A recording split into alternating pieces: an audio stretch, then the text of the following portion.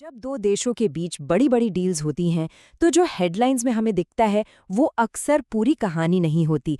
असली कहानी तो पर्दे के पीछे होती है। तो चलिए आज फरवरी 2026 की उस बड़ी डील की परतों को खोलते हैं और समझते हैं कि उस वक्त असल में चल क्या रहा था।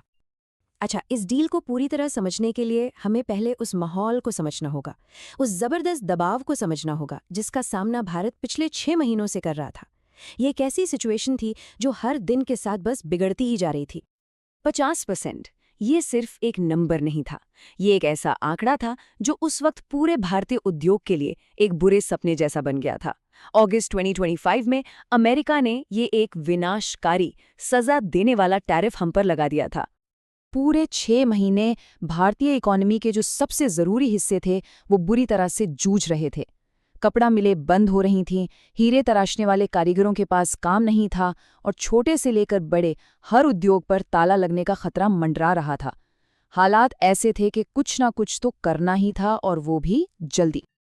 और फिर 7 फरवरी को एक बड़ी खबर आई, एक सफलता जिसे दुनिया के सामने एक बहुत बड़ी डिप्लोमैटिक जीत की तरह पेश किया गया।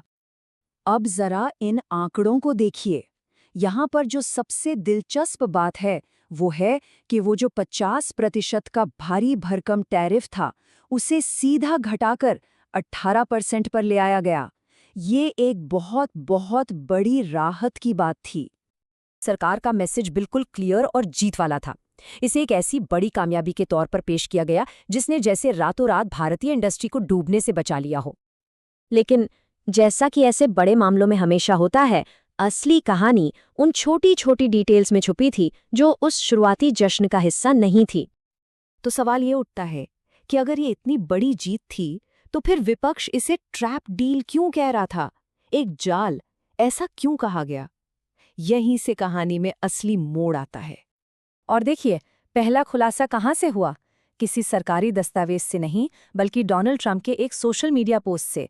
रूस से तेल न खरीदना, ये सिर्फ एक ट्रेड की बात नहीं थी, ये भारत की दशकों पुरानी स्वतंत्र विदेश नीति पर एक सीधा सवाल था। अब आते हैं इस नंबर पर, $500 बिलियन।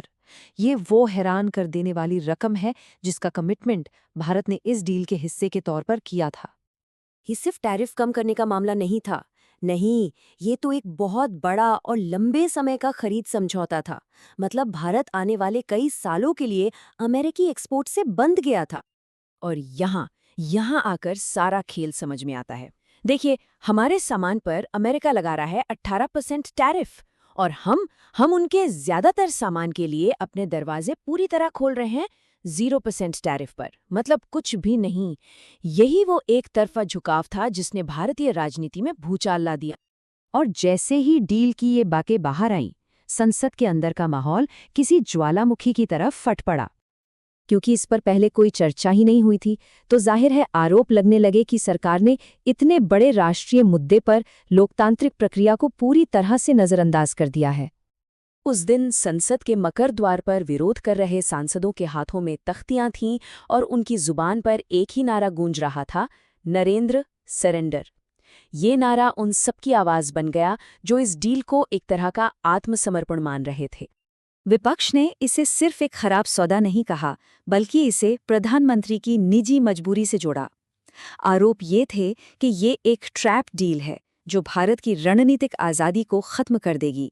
और इसके तार अमेरिका में चल रहे अडानी के कानूनी मामलों से लेकर विवादास्पद एप्स्टीन फाइल्स तक से जोड़े गए।